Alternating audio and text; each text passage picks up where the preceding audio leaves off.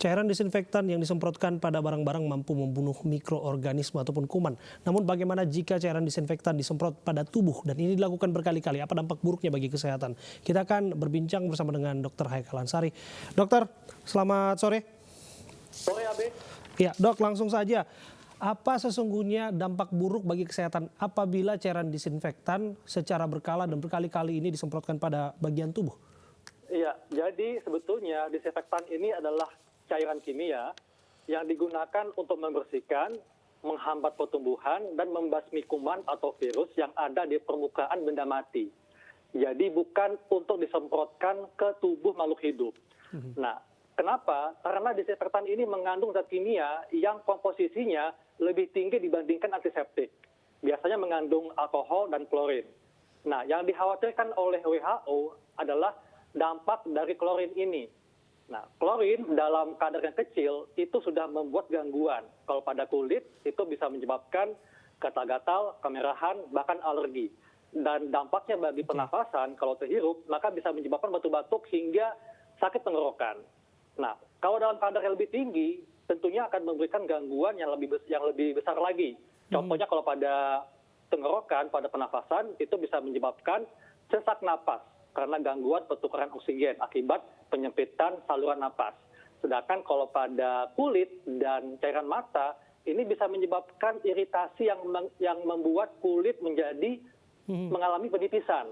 Akibatnya apa? Tentunya akan mengundang bakteri lain untuk hinggap di kulit. Oke, bagaimana fenomena bilik disinfektan misalnya? Ini kan kerap kali disiapkan di tempat-tempat perkantoran ataupun di tempat-tempat pelayanan publik begitu. Apakah ini efektif membunuh kuman atau justru ini membawa resiko buruk juga bagi orang yang kerap kali melintasi bilik disinfektan? Kalau dari segi medis dan apa yang disampaikan oleh WHO, manfaatnya tidak sebanding dengan kemungkinan risiko yang akan muncul. Kenapa? Karena komposisi yang digunakan untuk disinfektan, ini komposisi yang digunakan untuk katakanlah membersihkan lantai atau membersihkan benda-benda yang memang ditujukan untuk sterilisasi. Jadi bukan untuk digunakan ke tubuh makhluk hidup. Nah, dampak jangka panjangnya meskipun memang hanya dilakukan sekali-sekali, 2 kali, 3 kali, tapi yang dikhawatirkan adalah dampak akumulasinya. Nah, dampak akumulasinya apa? Suatu saat dalam jangka panjang bisa mencetuskan terjadinya keganasan atau kanker. Meskipun butuh penelitian lebih lanjut. Tapi dampak ke arah sana itu ada. Oke, jadi ada dampak buruk bagi kesehatan apabila orang secara rutin ini masuk dalam bilik disinfektan ini ya. Berarti Dok, belum ada SOP yang jelas dong artinya di sini. Sebetulnya penggunaan bilik disinfektan ini memang ada di laboratorium. Tapi mereka yang masuk ke bilik tersebut itu menggunakan APD, pakaian lengkap. Nah, kalau yang saat ini terjadi adalah orang dengan pakaian biasa masuk ke bilik disinfektan. Dan sebetulnya hal ini tidak akan mematikan virus, ya.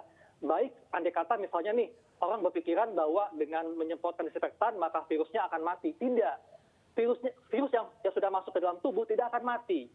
Gitu. Dan kalau virus yang menempel pada permukaan katakanlah baju atau peralatan, ya bisa dimatikan dengan disinfektan. Tapi resikonya apa? Kalau disinfektan ini menyentuh kulit atau terhirup. Nah, ini yang beresiko untuk kesehatan.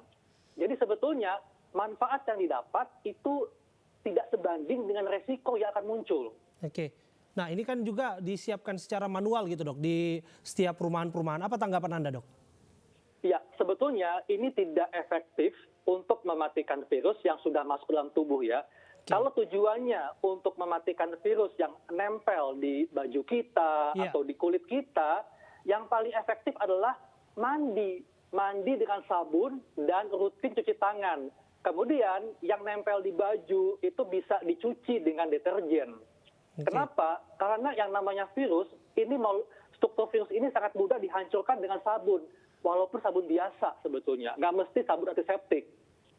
Oke, andai kata dikatakan bahwa disinfektan tersebut tidak mengandung zat-zat berbahaya, alkohol, atau justru mengandung asam misalnya dok, atau varian-varian lain yang kita tidak ketahui secara jelas ini fungsinya. Seperti apa penjelasan Anda? Ya, tentunya yang namanya disinfektan ini kan mengandung zat kimia yang tujuannya untuk mematikan kuman dan virus. Misalnya komposisinya asam. Nah, yang namanya asam kalau disemprotkan langsung ke tubuh mengenai kulit, mengenai mata atau terhirup oleh pernafasan, tentu akan ada dampaknya untuk kesehatan. Yang paling sederhananya lah kulit kita akan iritasi, gatal-gatal, atau bisa muncul alergi karena kan nggak semua orang memiliki ketahanan yang sama kan. Bisa saja ada orang yang memiliki bahkan alergi. Begitu dia kulitnya tersentuh oleh disinfektan, maka muncul alerginya. Oke, dok, sebetulnya kita punya contoh kasusnya dok. Ada contoh kasus yang mana ada seorang yang mengalami semacam radang di bagian matanya akibat terdampak disinfektan. Kita akan lihat sama-sama seperti apa liputannya.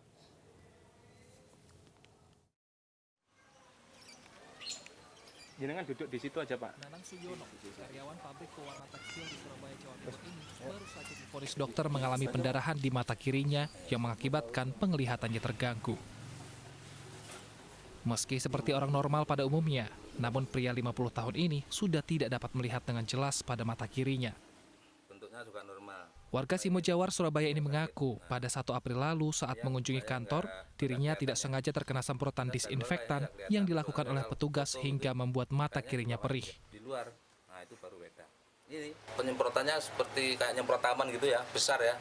Saya otomatis kayak kena hujan. Dan saya merasakan waktu itu mata saya yang sebelah kiri memang perih. Perih, cuman saya bersih-bersihin aja. Saya bersih-bersihin gini, terus saya berangkat lagi. Setelah sampai di tempat saya bekerja, saya mulai buka-buka handphone. Loh, ternyata kok mulai terganggu penglihatan saya. Mulai agak nggak jelas. Matanya sebelah kiri ini. Buram gitu Pak ya? Buram. Akhirnya sama sekali ngeblur, nggak kelihatan. Meski didiagnosa rabun mata kirinya disebabkan penyakit darah tinggi, Nanang menduga cairan disinfektan yang menjadi pemicu mata kirinya kini rabun. Dirinya mengaku tidak ada riwayat hipertensi dan gangguan pada mata.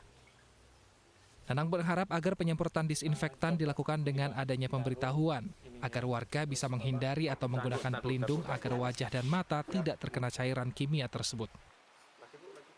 Dari Surabaya, Jawa Timur, Sony Hermawan, iNews melaporkan. Ya. Boleh langsung ditanggapi, Dr. Haikal, ada keluhan mata perih dan rabun alias gangguan penglihatan akibat terkena cairan disinfektan. Iya, memang kalau saya lihat di berita yang di sosmed itu ada memang ketika orang menyemprotkan disinfektan itu langsung ke wajah. Tentu ini beresiko untuk terkena mata. Dan tadi yang saya bilang, karena ini mengandung klorin, maka kalau dia terkena mata, cairan mata akan menyebabkan penipisan cairan mata. Dan dalam hal medis, ini dinamakan sebagai trauma kimia pada mata. Tentunya akan menyebabkan gangguan. Mulai gangguan penglihatan hingga gangguan lebih serius. Makanya penggunaan disinfektan chamber sebetulnya hanya digunakan untuk mereka yang masuk dengan menggunakan APD, baju pelindung. Kalau masyarakat awam masuk ke chamber tersebut tanpa adanya alat pelindung diri, itu manfaat yang didapat akan nggak sebanding, akan nggak ada manfaatnya sebetulnya, malah akan berisiko untuk kesehatan. Oke, apa dampak paling fatal kira-kira dok? Kalau ini disebut hanya iritasi atau perih dan sebagainya, ada tidak dampak fatal bagi kesehatan dalam jangka panjang? Iya, kalau dampak yang cukup serius akibat kadar klorin yang tinggi, tadi yang saya bilang, kalau pada pernafasan ya, itu bikin sesak napas ya. Tentunya kalau kata sesak napas ini akan gangguan kemana-mana ya. Kemudian kalau pada mata tadi bisa menyebabkan penipisan pada cairan mata yang membuat gangguan penyakit mata yang lebih serius. Dan dampak jangka panjang akibat akumulasi karena terlalu sering terpapar oleh disinfektan adalah bisa menyebabkan mencetuskan terjadinya kanker. Meskipun ini butuh penelitian lebih lanjut. Tapi arah menuju ke sana itu ada. Karena kan kita terpapar dengan zat kimia. Zat kimia klorin yang digunakan sebetulnya untuk membersihkan kuman atau virus di permukaan benda mati. Bukan untuk pada makhluk hidup. Kalau untuk membersihkan kuman atau virus pada tubuh makhluk hidup, namanya antiseptik. di mana komposisinya direndah dan berbeda dari komposisi yang ada di disinfektan. Oke, itu dua hal yang berbeda, cairan pembersih tangan, cairan antiseptik dan juga disinfektan. Itu paling penting untuk dipahami oleh masyarakat. Lalu bagaimana kira-kira jika ada ketakutan, Dok, virus menempel di pakaian, sepatu ataupun apapun yang dikenakan oleh seseorang waktu itu, apa cara efektif yang bisa membuat semuanya steril? Oke, yang efektif adalah yang pertama, kita jangan langsung menyentuh wajah, menyentuh mulut, hidung, mata sebelum kita mencuci tangan. Ya. Yang kedua, ketika kita keluar rumah, selalu gunakan baju lengan panjang, ya, supaya misalnya kita tersentuh oleh permukaan benda yang ada virusnya, itu tidak langsung menempel pada kulit kita. Nah, begitu kita pulang ke rumah, ya, sebelum kita bergaul dengan anak-anak kita, dengan orang rumah, pastikan kita harus langsung mandi, bersihkan badan kita dengan sabun. Kemudian pakaian kita langsung direndam di dalam deterjen.